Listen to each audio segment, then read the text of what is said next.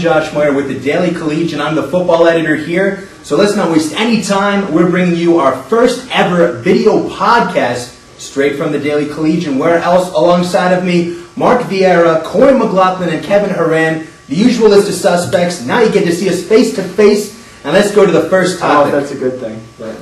Well, maybe not for you, Mark, but that's another story for another day. Let's get right down to business. First topic, Penn State run game.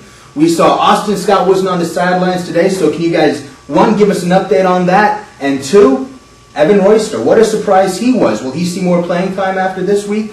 Mark, I want to hear from you first. Yeah, I spoke to Joanne Scott, Austin's mom, today. He is not on the team right now. She wouldn't comment on specifics on the team rule that he had broken, but we obviously learned that he did break a team rule because he wasn't on the sidelines. He didn't dress at all for Saturday. Unsure about the timetable on his return, but his locker was cleaned out, and he went home for the weekend where he watched the Iowa game with some friends. So that's what we know on Austin right now. So it is possible he could be back, but right now, guys, let's talk about the running backs that are available, namely Rodney Kinlaw and Evan Royster. I mean, again, Evan Royster, you've been preaching the whole season. We want to see more of this guy. We saw him. Absolutely, we did. And I had a chance to speak with Evan after the game yesterday, and I just get the impression that he's a very intelligent type of running back. He's the kind of guy who's a student of the game. I asked him, looking at Austin Scott and Rodney Kinlaw in practice his last couple weeks, what have you learned playing on the second team and watching these guys? He said to me, I don't even watch Austin and Rodney. I watch the offensive line and what holes it creates for running, and I try to think to myself, what would I do in that situation? How would I be different or, the same as Austin or Rodney? He definitely is a student of the game who's going to improve all year, I think. And Corey, let me ask you, who's the better running back right now, Rodney Kinlaw or Evan Royster? We saw Royster sort of, a bit of a bruiser there. Deion Butler said no wasted movements. Who do you start? I would start Kinlaw right now just because of the experience that he doesn't have too much experience, but I guess he has more than Royster at this point. Even though, he did fumble and he said he's trying to correct that issue, especially when the running backs are going down, like on the field, they're trying to keep the ball in. But I would stick with Kinlaw right now. Royster is definitely impressive though. And he'll, assuming with Scott's situation, you don't really know if he's going to play or not from here on out. But Royster looked good for the time he was in there, and the coaching staff has to be impressed with that.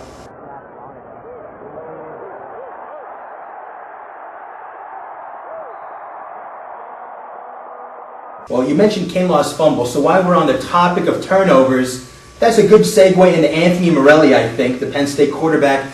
Gentlemen, statistically, he had a pretty decent game. He had over 230 passing yards. But Mark, what grade would you give Anthony based on his performance? Well, just based on his performance, it's pretty much typical Anthony Morelli, what we've seen. He's got some flashes where you think, okay, things are starting to roll in the right direction, a good pass here, maybe a nice little move in the pocket there to evade someone and make something happen, and then 2 turnovers, 2 interceptions. It's sort of what you get with him. You get a little bit of this, and then you get a little bit of that. So I think that's just what he is. That's the quarterback he is. Morelli was good at avoiding sacks. You're good at avoiding the question. I want to know, what grade would you give him on his performance? If I had to give Anthony Morelli a grade, I would probably give him a B or a B-. Okay, that's all I wanted to hear, Mark. Thank you. You're welcome. But Kevin, I want to hear from you. Tell me, Anthony Morelli, is this the kid we can expect to see the rest of the season? Or again, is this just a flash in the pan type deal? Should we expect to see more of what we saw the last 2 weeks? Well, I think Anthony Morelli's performance on Saturday had to be encouraging for Penn State's fan because he started out in the first quarter. He struggled a little bit, completed 5 of 10 passes in the first quarter. He heard the boos basically on every single incompletion. It would have been very easy for him to get discouraged at that point, but he didn't do that. He actually improved as the game went on and did some things better in the second, third, and fourth quarters than he did in the first quarter. And I think, just justifying, or he may do better as the season goes on. Corey, the Boo Birds came out in the first quarter. Has Anthony Morelli won back the fans? He didn't get booed too much after that first quarter when he seemed to have a good game. Yeah, I think the Boo Birds, they were eager and waiting to boo him right away. The loudest they got was when he overthrew Royster on the screen pass. And that was a pretty bad throw, and they deserved to boo on that one. But he is what he is, like the cliche, he is what he is. This is what it's going to be. The defense is going to carry this team, and Morelli will win. He'll win the game or he'll lose the game. The defense will play the same the whole time. and the defense definitely carried the team, at least in the first half, allowing about 50 yards in the first half. Guys, we saw them allow a whole lot of run yards last week. This week, they just stopped Iowa's offense overall. What was the difference out there, Mark? Well, first of all, you have to realize last week playing Illinois, it's completely different when you're facing a spread option offense like that with the weapons they have with Juice and Rashard Mendenhall and Aurelius Bang, all those people we already talked about. But regarding Iowa, obviously they don't have that sort of offense, they don't have those type of weapons, and it's just a bad offense. I don't think, it sort of spoke for itself. I think it was coming into the game.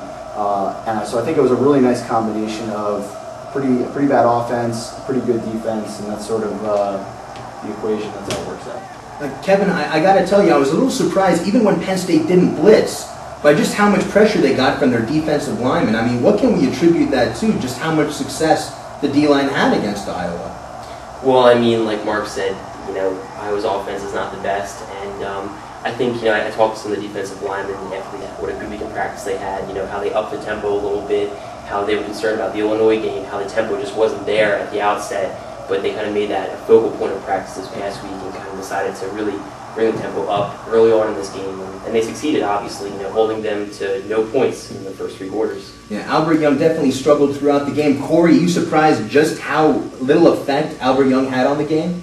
I mean, not really. I mean, Iowa was struggling altogether. I mean, he really couldn't win the game on his own. So, I mean, this was more of Iowa's in real trouble. I mean, they were not a very good team. I think, if anything, the win for Penn State at least helped Penn State fans know they're not the worst offense in the Big Ten. Right now, that goes to Iowa. Penn State may be close behind, but right now, Iowa definitely worse in the Big Ten. But again, that'll do it for us here at the Daily Collegian. I'm Josh Moyer, and these are the Football Writers, so thanks for tuning in, and hopefully we'll see you next week.